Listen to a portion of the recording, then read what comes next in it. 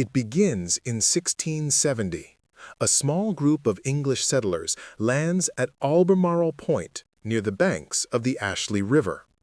The world around them is wild, humid, and unpredictable, a far cry from the cobblestone streets of London. They are not explorers in search of glory. They are merchants and planters, backed by powerful English investors known as the Lords Proprietors, who see opportunity in the Carolina colony. But this place, destined to become Charleston, is already ancient ground. The Kiowa and other indigenous peoples have lived here for thousands of years, trading along these waterways long before Europeans imagined the Americas. The settlers depend on them for survival in those early months, learning how to adapt to the heat, the marsh, and the insects that would drive most men to give up. At first, the settlement teeters on the edge of collapse. Food runs short, disease spreads, the humidity destroys supplies. Yet somehow it survives. And not just survives, it begins to thrive. Within a decade, the settlers move their town to a more strategic location on a peninsula between the Ashley and Cooper rivers. They call it Charlestown in honor of King Charles II. What begins as a remote outpost soon grows into one of the most important ports in all of North America. Charleston's rise was built on contradiction. It becomes one of the wealthiest cities in the colonies, yet also one of the cruelest. Its prosperity is born from the transatlantic slave trade, the trade in rice and indigo, and the power of plantation owners who profit from enslaved African labor. Charleston quickly becomes the largest slave port in North America. By 1708, the majority of its population is enslaved. This is where Charleston's dual identity begins, a city of unmatched beauty and unrelenting brutality, a city where the ringing of church bells mingled with the cries from the docks. But to understand Charleston's spirit, we must see how it became both a center of commerce and a cradle of resistance. By the early 1700s, Charleston was already a jewel of the southern colonies. Ships filled with British goods, African captives, and Caribbean trade crowded its harbor. The city's streets filled with merchants, artisans, and enslaved workers. It was the South's first true cosmopolitan city, home to French Huguenots fleeing persecution, Sephardic Jews escaping Europe, and English nobles seeking fortune. The cultural mix gave Charleston a sophistication unlike any other colonial settlement. It had a theater, schools, and grand homes built with imported materials. Yet beneath the elegant surface, fear simmered. The constant threat of rebellion haunted every wealthy household. In 1739, the Stono Rebellion, one of the largest slave uprisings in British North America, would shake Charleston to its core. But before that came, another threat nearly wiped the city off the map. In 1818, the infamous pirate Blackbeard blockaded Charleston Harbor, holding the entire city hostage for 6 days. He demanded medicine, threatening to burn every ship and building if refused. For a moment, Charleston's growing reputation as a prosperous city turned into a symbol of vulnerability. The settlers learned something important that week. Wealth draws attention, and not all of it good. Yet Charleston survived. It rebuilt, fortified, and came back stronger. The city's leaders turned fear into power, and power into wealth. They built stronger walls, tighter trade controls, and deeper alliances with Britain. By 1720, Charleston had become not just the capital of South Carolina, but the beating economic heart of the southern colonies. Its rice plantations, fueled by enslaved African expertise, brought incredible riches. Indigo dye, a precious export in Europe, flowed out of Charleston's harbor in massive quantities. Charleston's prosperity depended entirely on a system that could not last. The enslaved Africans who built the plantations brought with them knowledge of rice cultivation that made Charleston rich. But they also brought a deep cultural resilience that would, in time, shape the very soul of the city. As the city's churches grew taller and its mansions wider, Charleston began to see itself as untouchable, a bastion of order and civilization on the edge of a wild continent. Yet under that elegance, tensions brewed. The seeds of future conflict, class divisions, racial oppression, and the pursuit of power were already planted. By the 1720s, Charleston had become the crown jewel of Britain's southern colonies, rich, refined, and restless. The streets bustled with merchants and traders. The harbor teemed with ships from across the Atlantic. Behind the grand facades of Georgian homes, tea was poured from silver pots, and fine fabrics arrived from London by the crate. The city was proud, confident, and utterly dependent on a fragile system built upon human bondage. But beneath the veneer of civility, something was stirring. Charleston's wealth came at an unbearable cost for the enslaved Africans who toiled in its fields and homes. For them, the rice plantations were prisons carved into the swamps. Disease was rampant, conditions were brutal. And yet, within their pain, they carried memory, of language, of skill, of culture. That memory would become a quiet form of resistance, one that terrified Charleston's elite. The fear of rebellion was ever present, and then, in 1739, it became real. It began near the Stono River, just 20 miles from Charleston. A group of enslaved men, many from the Kingdom of Congo, rose up, armed themselves, and marched south towards Spanish Florida, where freedom awaited.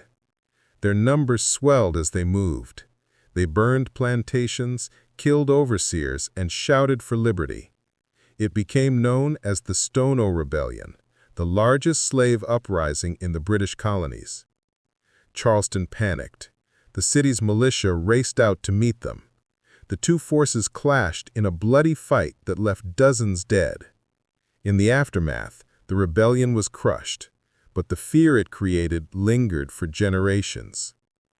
To reassert control, the Colonial Assembly passed the Negro Act of 1740, one of the harshest laws in American history. It restricted education, movement, and gathering among enslaved people. Charleston's wealthiest men celebrated it as a victory of order over chaos, yet it also revealed something deeper. The city's prosperity rested on a foundation so unstable that it could be shaken by those it sought to silence. Charleston learned to defend itself not only from rebellion, but from every threat imaginable. Hurricanes struck. Fires tore through wooden buildings. Epidemics swept through the narrow streets. Still, it rose each time. But no enemy would test Charleston more than war. And war was coming. By the mid-1700s, tension between Britain and her colonies was growing. Taxes, trade restrictions, and the arrogance of royal governors ignited resentment across America.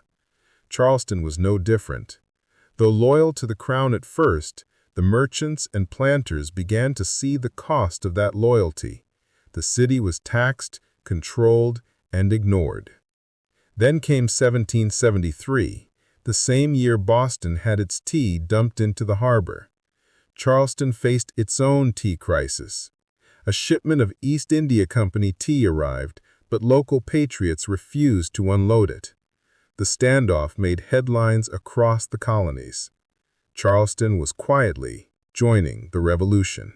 In 1776, British warships attacked the small fort on Sullivan's Island.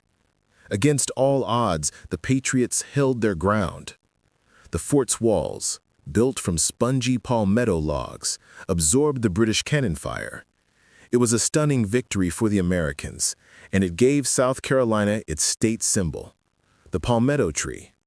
Charleston celebrated, believing independence was near, but victory was temporary. In 1780, the British returned, this time with overwhelming force. They laid siege to Charleston for 6 weeks. Food ran out. Disease spread. Families hid in cellars as cannonballs tore through homes. The city was surrounded, its harbor blockaded. Finally, Charleston surrendered. It was the single greatest American defeat of the Revolution. More than 5,000 Patriot soldiers were taken prisoner. The city's leaders were exiled or humiliated. British troops occupied Charleston for 2.5 long years. But occupation didn't bring peace. It brought defiance. Patriot spies, smugglers, and saboteurs operated in secret, slipping through the alleyways at night. They spread information, stole weapons, and passed letters to the Continental Army. Charleston became a city of whispers and hidden loyalties. One of the most famous figures of this era was Francis Marion, the Swamp Fox. Though based in the countryside, his guerrilla tactics kept the British constantly on edge, and Charleston's citizens never fully submitted. By 1782, the tide of war had turned. British forces began to withdraw. The day they left Charleston, crowds filled the streets, cheering for freedom. Bells rang from St. Michael's Church, echoing across the harbor. Charleston was free, but at a cost. Its economy was shattered. Its plantations lay in ruin. Many of its enslaved workers had escaped or been taken by the British, who promised them freedom. The grand city, that once glittered with colonial wealth, now stood battered, burned, and uncertain. Yet this moment marked the birth of something new. For the first time, Charleston was not a colonial port, but an American city. It had survived rebellion, siege, and occupation. But the scars ran deep, scars that would shape the city's next century. The tension between liberty and oppression, between wealth and ruin, would continue to define it. Because Charleston's story was far from over. The Revolution had freed it from empire, but not from itself. The Revolution had ended. Charleston was free. The British ships were gone. Their flags were placed with the new American banner fluttering over the harbor. The sound of church bells returned, echoing through the streets once again. But the peace that followed was deceptive. A quiet between storms. Charleston, though battered, still had its spirit, and soon it began to rebuild. The merchants reopened their warehouses, the planters repaired their fields, trade resumed, and the city's harbor, the deep, calm water that had drawn settlers a century earlier, became its lifeline once again. By the early 1800s, Charleston had risen from the ashes of war. It was a city of culture, elegance, and confidence, known for its architecture, intellectual life, and thriving economy. Yet at the heart of this new golden age lay a truth that few wanted to face. Charleston's prosperity was still built on slavery. After the Revolution, rice continued to dominate the region's economy. But now another crop joined it: cotton. The invention of the cotton gin in 1793 changed everything. Suddenly, vast fortunes could be made from what had once been a labor-intensive crop. Cotton transformed the American South, and Charleston became one of its most powerful export centers. Slave ships no longer docked in Charleston legally. The importation of enslaved Africans was banned in 1808. But the city's slave markets were still the busiest in the nation. Tens of thousands of enslaved men, women, and children were bought and sold each year within its walls, traded between plantations across the South. At the height of this system, roughly 40% of all enslaved Africans brought to North America had passed through Charleston's port.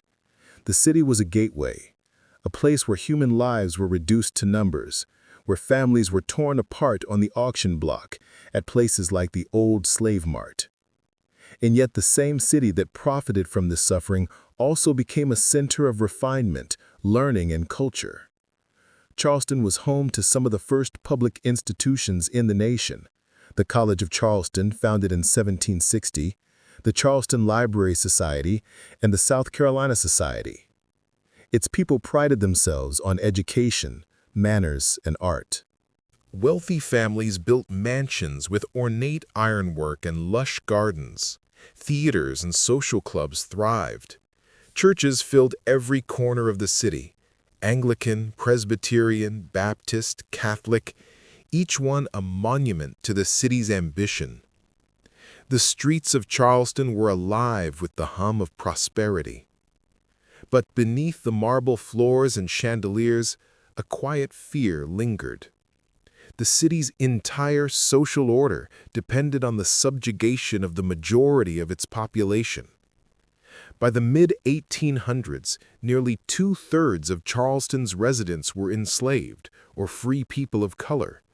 That reality haunted the elite. And then came 1822, a year that would shake Charleston's confidence to its core. Denmark Vesey, a formerly enslaved man who had purchased his freedom, planned one of the largest slave revolts in American history. A respected carpenter and church leader, Vesey had gathered hundreds of followers, free and enslaved, to rise up, seize weapons, and escape to Haiti. But before the plan could unfold, it was betrayed. Charleston authorities arrested Vesey and dozens of others. After a secret trial, Vesey and 34 men were executed. Their church, the African Methodist Episcopal Church, the first black church in the South, was destroyed. The rebellion never happened, but its shadow haunted Charleston for decades. The city tightened control over its black population, restricted gatherings, and built a new fortress, the Citadel, originally constructed to suppress slave uprisings. The irony was painful. A city that prided itself on liberty had built its own fortress of fear. Still, Charleston flourished. The antebellum years brought architectural splendor and booming trade. The port was among the wealthiest in the nation. Rice, cotton, and indigo flowed out. Imported goods poured in. Society balls filled the evenings. Political debates filled the taverns. The city became known as the cultural capital of the South. But this glittering age was not built to last. The moral question of slavery, ignored for generations, was tearing the nation apart. In Charleston, the elite defended it fiercely. They saw slavery not as evil, but as a cornerstone of their way of life, their economy, their traditions, their identity. By the 1850s, the divide between the North and South was reaching its breaking point. Newspapers in Charleston openly called for secession. Meetings were held in grand halls where fiery speeches declared the South's right to govern itself. The air grew heavy with the scent of war.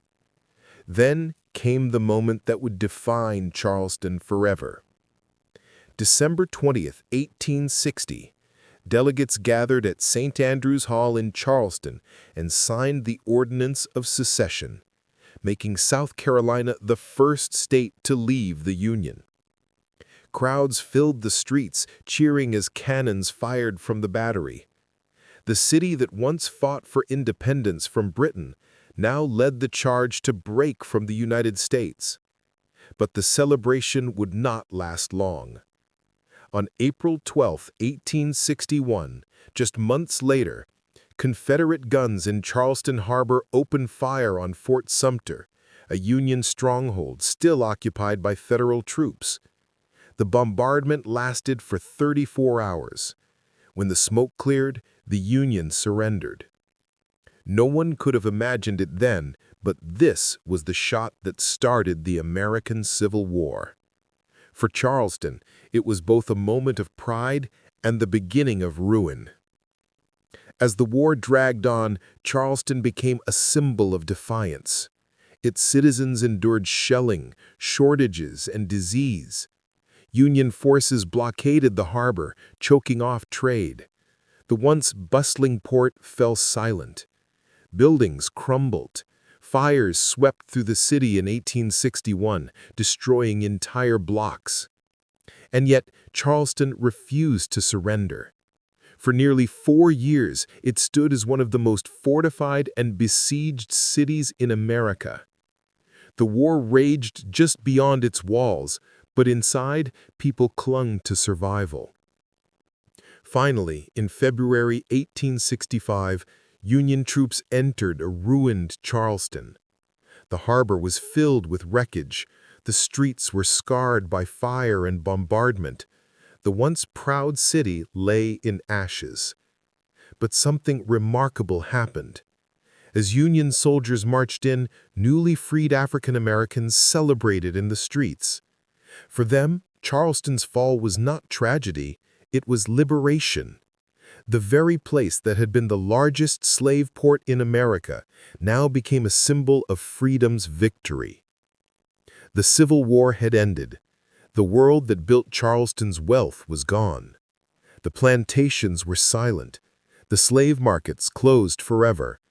The aristocracy that once ruled the city had lost everything. And in the ruins, a new Charleston had to be born, one struggling to find its identity in a changed world. The fall of Charleston marked the dawn of a new era, Reconstruction. It was a time of hope and chaos, of freedom and fury. The city's power structure had been overturned. The enslaved were now free, the planters impoverished, and the Union Army stationed in the heart of the old Confederacy. For the first time in its history, Charleston's black population could walk its streets without chains. They founded churches, schools, and newspapers. The Avery Normal Institute opened in 1865 to educate freedmen, one of the first schools for black students in the South. The city's political landscape transformed, too. African Americans were elected to local and state offices. Men who had once been owned now held the power to govern. For a brief, shining moment, it seemed possible that Charleston might become a model of racial progress. But freedom in the South came with fierce resistance. The former elites, stripped of wealth and influence, fought to reclaim power. White supremacist groups rose across South Carolina, using terror and violence to suppress the newly freed population. Federal troops tried to maintain peace, but their presence only deepened resentment. Charleston's economy, once fueled by slavery, had no foundation left. Plantations lay abandoned, trade collapsed. The harbor, once the busiest in America, became quiet and stagnant. The city that had once ruled the South had become one of its poorest. By the 1870s, the promise of Reconstruction was fading. When federal troops withdrew in 1877, white Democrats quickly regained control of South Carolina. Laws were passed to enforce segregation and suppress black voters. Charleston, once a center of rebellion for freedom, now became a city of silence and division. But if the economy was broken, the city's spirit refused to die. Then came nature's wrath. Charleston seemed cursed in the late 19th century. In 1886, the city was struck by a massive earthquake, one of the largest in U.S. history. The ground shook violently for nearly a minute. Churches collapsed, houses split apart. More than 2,000 buildings were damaged or destroyed. The quake was felt as far away as Chicago and Boston. For days, aftershocks rippled through the city, keeping people awake at night. Yet, once again, Charleston rebuilt. Then, in 1893, disaster struck again. The Sea Islands hurricane, one of the deadliest storms in American history, slammed into the South Carolina coast. Thousands died in the surrounding lowcountry. Charleston's harbor was devastated. The city's poorest residents, mostly African American, bore the worst of the tragedy. Still, Charleston endured. It always did. But the city that emerged from these disasters was not the same. Its wealth was gone, its industries outdated, and its influence fading. By the early 1900s, Charleston was no longer the grand capital of the South. It had become a quiet, aging city, beautiful but frozen in time. And yet, that stillness would become its salvation. While the rest of America raced toward modernity, skyscrapers, railroads, and factories, Charleston moved slowly. Its isolation preserved something others had lost: history itself.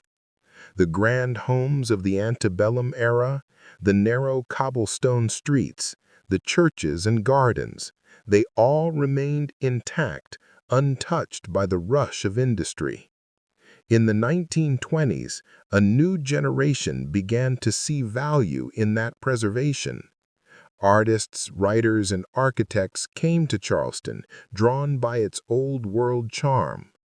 The Charleston Renaissance was born, a cultural movement that would redefine the city's future.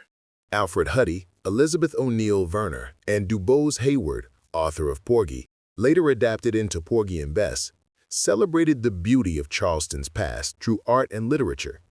They painted its streets, wrote its stories, and revived its soul. Meanwhile, civic leaders began restoring the city's architecture, establishing one of the first historic preservation efforts in the nation. In 1931, Charleston created the Historic District Zoning Ordinance, the first of its kind in the United States, to protect the character of its old neighborhoods. It was a quiet revolution.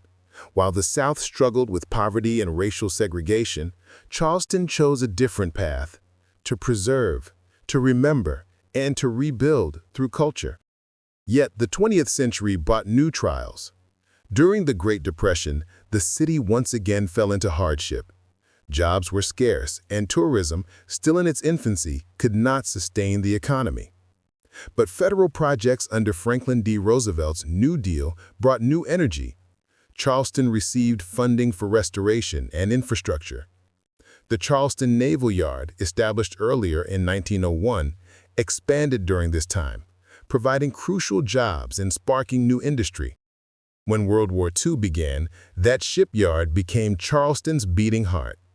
Thousands of men and women worked there to build and repair naval vessels. For the first time in nearly a century, Charleston's harbor was alive with industry again. Not trade or cotton, but ships and steel. The war pulled Charleston into the modern age. New neighborhoods were built, roads expanded. The old port city became a military hub. Yet even as modernity arrived, Charleston held fast to its identity. Its residents continued to celebrate traditions, from the rhythmic cadence of Gullah culture to the elegance of antebellum architecture.